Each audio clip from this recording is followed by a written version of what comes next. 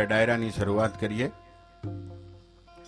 તમે જુઓ છો કે સંતવાણીના કાર્યક્રમો દ્વારા લોકોમાં થોડું પરિવર્તન આવે, લોકોના વર્તન બદલાય અને લોકો દરેક તહેવારોને માણે, એ સંતવાણીનો મુખ્ય ઉદ્દેશ છે.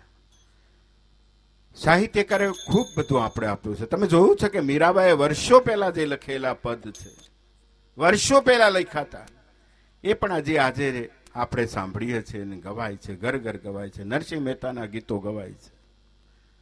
અને કવિ એમ કે છે, કઈ આવે આસ કર ગઈ નિરાશ ના ફિરાના, કબू ग्रास ग्रास सभी भाग्य को दीजियो, कई ऐसी साहेबी मेरी जगत में रह गई, ऐसा अभिमान कबू मन में न कीजियो, कि बेशक संबंध है न बंद होई, आंख बात राम नाम रखो पसद गुण से कीजियो, के पिंगण भड़ात नाई खीजियो, किसी की पर दया है प्रभु की तो कुछ दीनन को दीजियो, दया है प्रभु की तो कुछ दीनन को दीजियो.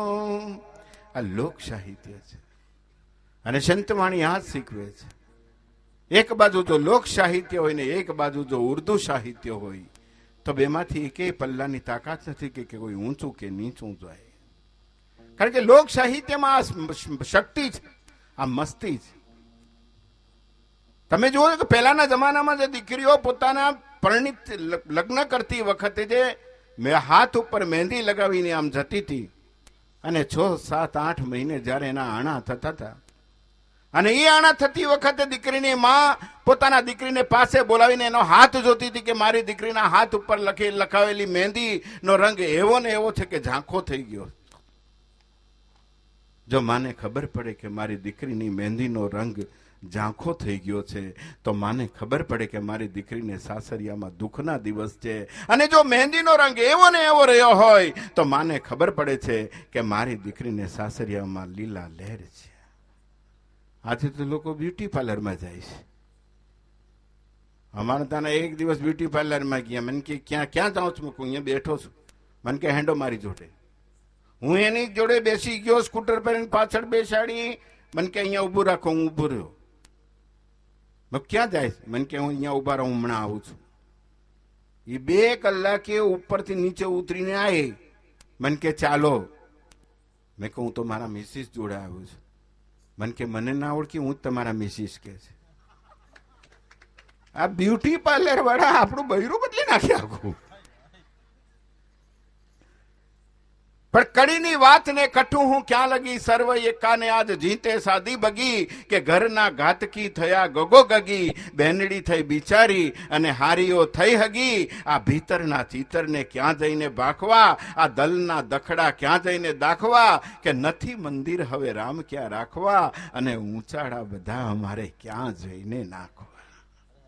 આ સમયનું પરિવર્તન આવ્યું છે. એમાં ડિસ્કો આવી ગયું છે.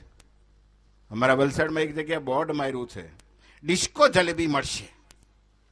એટલે મેં ભાઈને પૂછ્યું, કોઈ ભાઈ આ ડિસ્કો જલેબી એટલે શું? મને કે ખાધા પછી ઉછળે.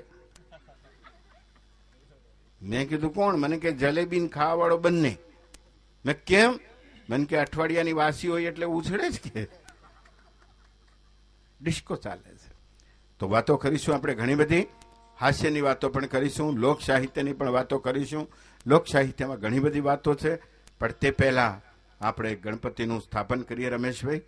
અને હું ગિરી બાપુને વિનંતી કરું છું કે એવા ગણપતિ આજે બેસાડી દે, એવા ગણપતિ બેસાડી દે કે આજે ડાયરાની મોજ આવી જાય. હું તમને બહુ ખાતરીપૂર્વક કહી દઈએ છીએ અમે કે આ ડાયરાના કલાકાર તમને લોકોને જ્યાં સુધી મોજ આવશે ત્યાં સુધી કોઈ પાછા પડે એવા કલાકાર નથી. તો જોરદાર એક તાળી સાથે આપણે ગણપતિ બાપાનું સ્થાપન કરીએ છીએ. ત્યારે હું ગિરી બાપુને વિનંતી કરું છું કે તેઓ ગણપતિના બેસાડવાનું આરંભ કરે.